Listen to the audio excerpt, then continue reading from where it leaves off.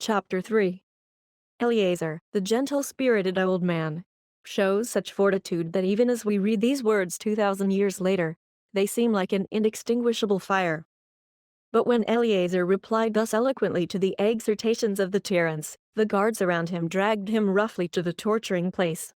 And first, they unclothed the old man, who was adorned with the beauty of holiness.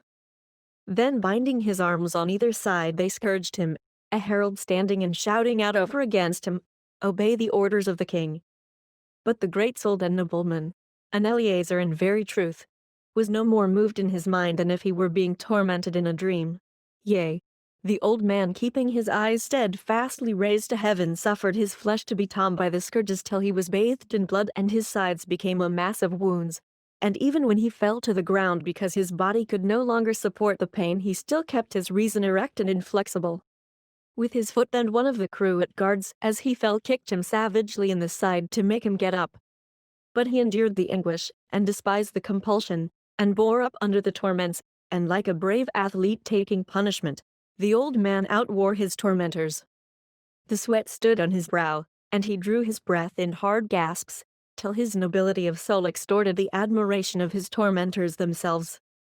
Hereupon, partly in pity for his old age, partly in sympathy for their friend, partly in admiration of his courage, some of the courtiers of the king went up to him and said, "Why, O Eleazar, dost thou madly destroy thyself in this misery?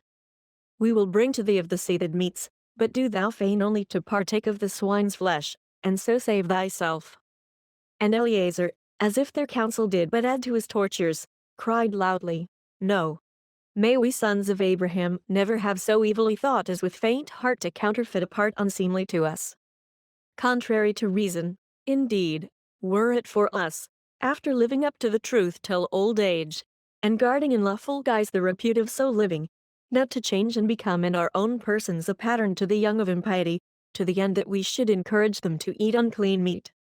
Shame were it if we should live on a little longer, during that little being mocked of all men for cowardice, and while despised by the tyrant as unmanly should fail to defend the divine law up to the death.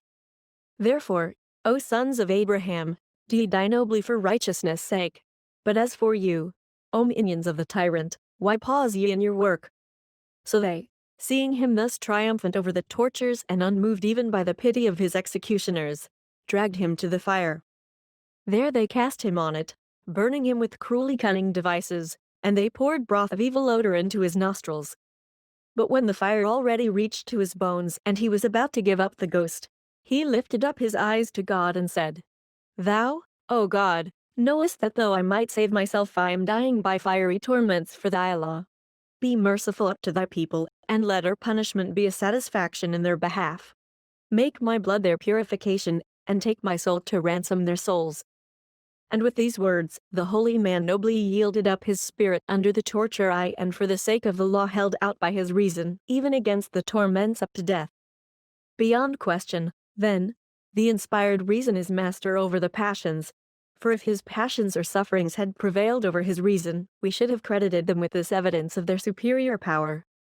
But now his reason having conquered his passions, we properly attribute to it the power of commanding them. And it is right that we should admit that the mastery lies with reason, in cases at least where it conquers pains that come from outside ourselves, for it were ridiculous to deny it. And my proof covers not only the superiority of reason to pains, but its superiority to pleasures also, neither does it surrender to them.